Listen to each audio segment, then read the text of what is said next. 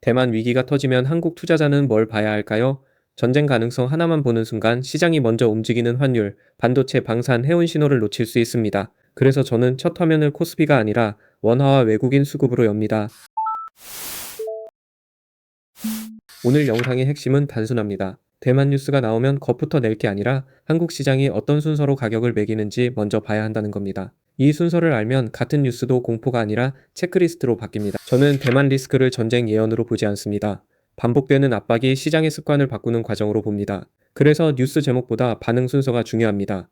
이 관점이 있어야 매번 자극적인 제목에 계좌가 끌려다니지 않습니다. 대만의 협뉴스가 무서운 이유는 거리가 가까워서만이 아닙니다. 한국 증시의 핵심 축인 반도체, 환율, 외국인 수급이 모두 이 길목과 연결돼 있기 때문입니다. 그래서 대만 뉴스는 해외 정치가 아니라 한국장 전 체크해야 할 변수입니다. 많은 분들이 첫 질문을 이렇게 합니다. 중국이 진짜 침공할까요? 물론 중요한 질문입니다.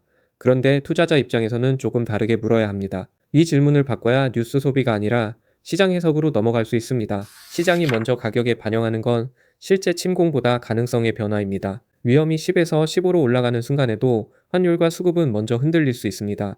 실제 충돌이 없어도 위험 프리미엄은 조용히 붙기 시작합니다. 로이터 보도에 따르면 중국은 대만 주변 공군 활동을 자국 영공에서 이뤄지는 임무라고 주장했습니다. 대만이 문제 삼아도 중국은 훈련을 일상화하려는 흐름입니다.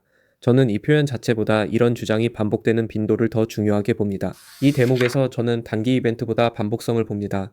한 번의 군사훈련은 뉴스지만 매일 가까워지는 항공기와 함정은 시장이 익숙해져야 하는 비용입니다. 반복은 결국 투자자에게 새로운 할인율을 요구하게 만듭니다. 반대로 너무 과장해서 볼 필요도 없습니다. 군사활동이 곧 전쟁이라는 뜻은 아닙니다. 중국도 전쟁의 비용을 알고 미국도 확전의 부담을 압니다. 그래서 공포를 키우기보다 비용과 의도를 동시에 봐야 합니다.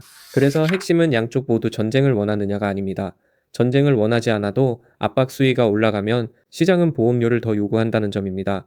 이 보험료가 환율, 채권, 주식 수급의 순서대로 번집니다. 첫 번째로 볼 곳은 코스피가 아니라 원달러 환율입니다. 지정학 리스크가 커질 때 한국 자산은 먼저 위험 자산으로 분류되고 원화가 먼저 시험대에 오릅니다. 원화가 흔들리면 외국인 입장에서는 주가 수익보다 환차손 위험이 먼저 커집니다. 주가가 아직 버티고 있어도 환율이 먼저 튀면 시장은 이미 불안을 계산하고 있는 겁니다. 저는 대만 뉴스가 나올 때 지수보다 환율 화면을 먼저 봅니다. 지수가 조용해도 환율이 먼저 말하는 경우가 많기 때문입니다. 외국인 수급도 같은 방향으로 봐야 합니다. 한국 증시는 외국인 비중이 높고 특히 반도체 대형주가 지수와 환율 심리를 동시에 움직입니다. 그래서 외국인 수급은 단순 매수, 매도 숫자가 아니라 시장의 온도계입니다. 가디언 보도에서는 미국의 대만 무기 판매 지연 논란이 다뤄졌습니다. 중요한 건 지연의 이유가 무엇이든 시장은 미국의 방어 의지가 흐릿해지는 순간을 싫어한다는 겁니다. 여기서 반대 관점도 있습니다. 무기 판매 지연이 곧 대만 포기를 뜻하지는 않습니다. 행정 절차, 재고 문제, 중동 변수 같은 현실적 이유도 있을 수 있습니다. 그래서 판단은 단정이 아니라 가능성의 무게를 나누는 방식이어야 합니다. 하지만 시장은 법정이 아닙니다. 진짜 이유가 100% 확인될 때까지 기다리지 않습니다. 애매함이 커지면 먼저 가격을 낮추고 나중에 확인합니다. 특히 지정학 뉴스에서는 확인보다 가격 반응이 빠른 경우가 많습니다. 그래서 저는 미국의 발언보다 행동을 더 봅니다. 전화통화, 성명, 외교 언어보다 실제 무기 인도, 의회 예산, 미군 배치가 더 강한 신호입니다. 말은 바뀔 수 있지만 예산과 물류는 훨씬 느리고 무겁게 움직입니다. 대만 리스크의 두 번째 축은 반도체 공급망입니다. 여기서 TSMC 하나만 보면 너무 좁습니다. AI 서버, HBM, 장비, 패키징까지 같이 봐야 합니다. 대만이 흔들리면 파운드리 생산만 흔들리는 게 아닙니다. 고객사의 재고 전략, 장비 주문, 메모리 가격, 서버 출하 일정까지 동시에 다시 계산됩니다. 이 연결고리 때문에 반도체 뉴스는 항상 공급망 전체로 넓혀봐야 합니다. 한국 투자자에게 이건 묘한 양면성을 가집니다. 한쪽에서는 대만 리스크가 한국 반도체의 상대 매력을 키운다고 볼 수 있고 다른 한쪽에서는 전체 AI 공급망 충격이 될 수 있습니다. 저는 후자 쪽을 더 먼저 봅니다.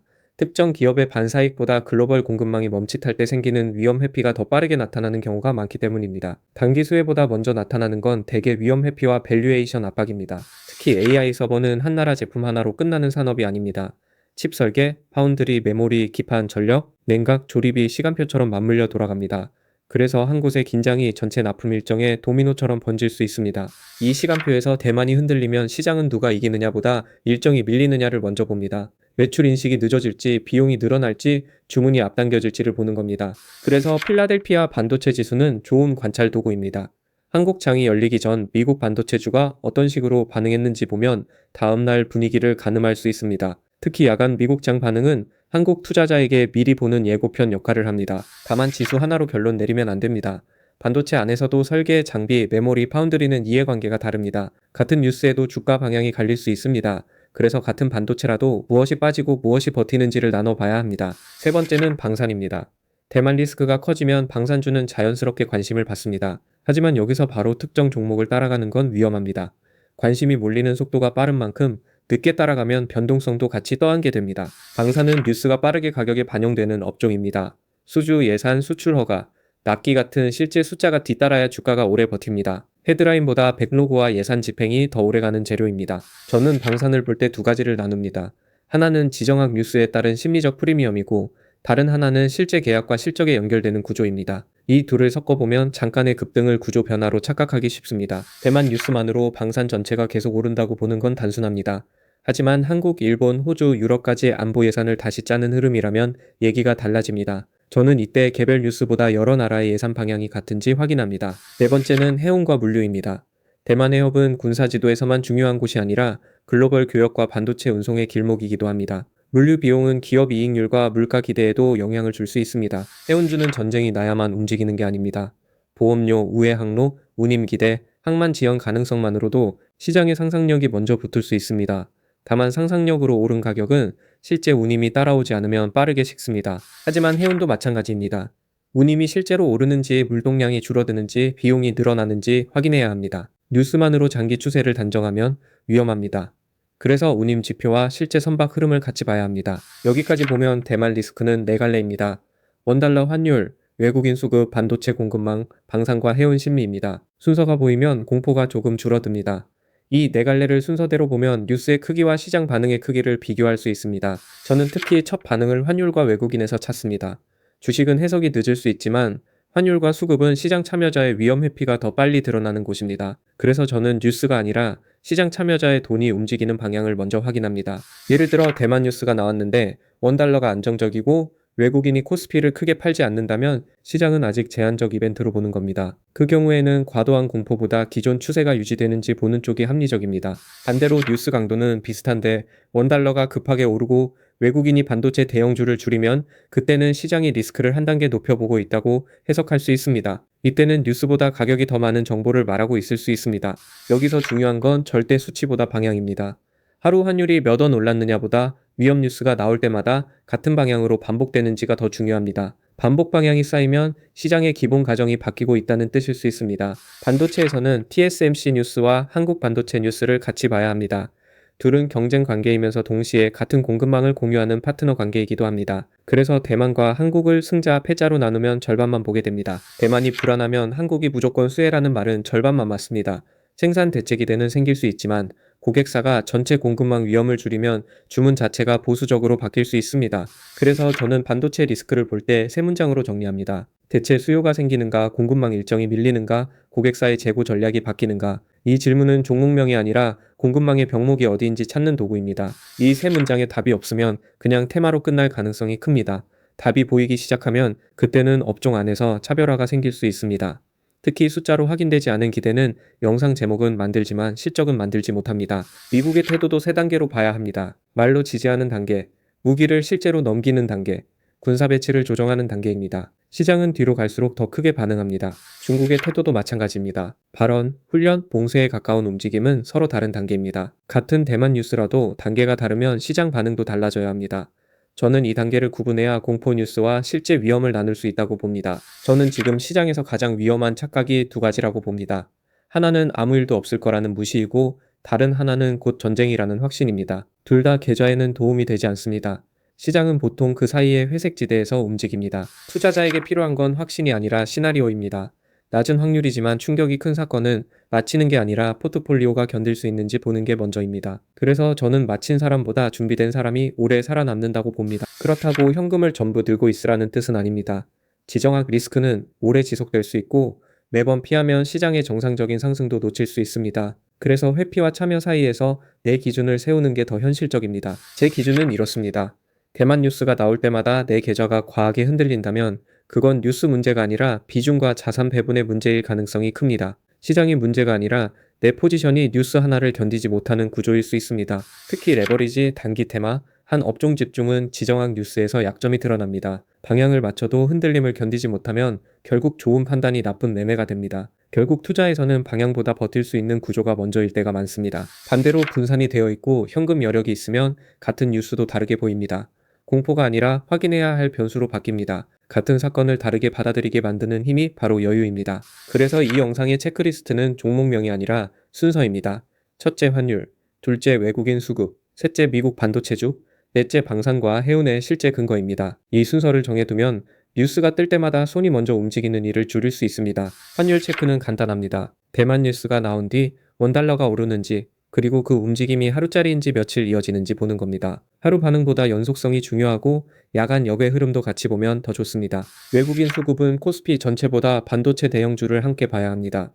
외국인이 지수를 팔지 않아도 반도체만 줄이면 의미가 달라질 수 있습니다. 특히 반도체 대형주는 한국 증시의 심리와 외국인 환율 판단이 겹치는 자리입니다. 미국 반도체주는 필라델피아 반도체 지수와 주요 장비주 반응을 같이 봅니다. 단순 하락보다 어떤 세부 업종이 먼저 약해지는지가 더 중요합니다. 장비주가 먼저 흔들리는지 메모리가 버티는지에 따라 해석이 달라집니다. 방사는 뉴스 반응 후 실제 수주와 예산으로 이어지는지 봐야 합니다. 해운은 운임과 보험료, 우회 항로 이슈가 실제로 붙는지 확인해야 합니다. 그래서 관련 업종은 뉴스 제목보다 실제 가격 변수와 수주 변수를 따로 봐야 합니다. 이 네 가지가 모두 같은 방향으로 움직이면 그때는 단순 뉴스가 아닐 수 있습니다. 시장이 대만 리스크를 가격 체계 안으로 넣기 시작했다는 뜻입니다. 이때부터는 단기 흔들림보다 리스크 프리미엄의 재평가로 봐야 합니다. 반대로 한두 개만 튀고 나머지가 조용하면 아직은 단기 심리일 가능성이 큽니다. 그때는 큰 결론보다 과잉 반응인지부터 보는 게 낫습니다. 모든 뉴스에 큰 의미를 부여하면 오히려 진짜 신호를 놓치게 됩니다. 한국 증시에서 대만 리스크가 어려운 이유는 수혜와 피해가 동시에 보이기 때문입니다. 반도체는 대체 기대가 있고 동시에 공급망 충격도 있습니다. 이 양면성 때문에 단순 수혜주 찾기보다 시장의 첫 반응을 보는 게 우선입니다. 방사는 예산 확대 기대가 있지만 이미 주가가 많이 반영했다면 작은 실망에도 흔들릴 수 있습니다. 해운도 운임 기대와 물동량 둔화가 같이 존재합니다. 좋은 스토리도 가격이 앞서가면 리스크가 되기 때문입니다. 그래서 저는 대만 리스크를 단순히 좋은 업종, 나쁜 업종으로 나누지 않습니다. 먼저 시장이 어떤 변수를 더 크게 가격에 넣는지 확인합니다. 그래야 늦은 테마 추격보다 차분한 판단에 가까워집니다. 가장 현실적인 접근은 뉴스 강도와 시장 반응을 분리하는 겁니다. 뉴스가 강해도 시장이 조용하면 의미가 제한적이고 뉴스가 작아도 시장이 크게 움직이면 해석이 필요합니다. 이 방식은 투자 권유가 아닙니다.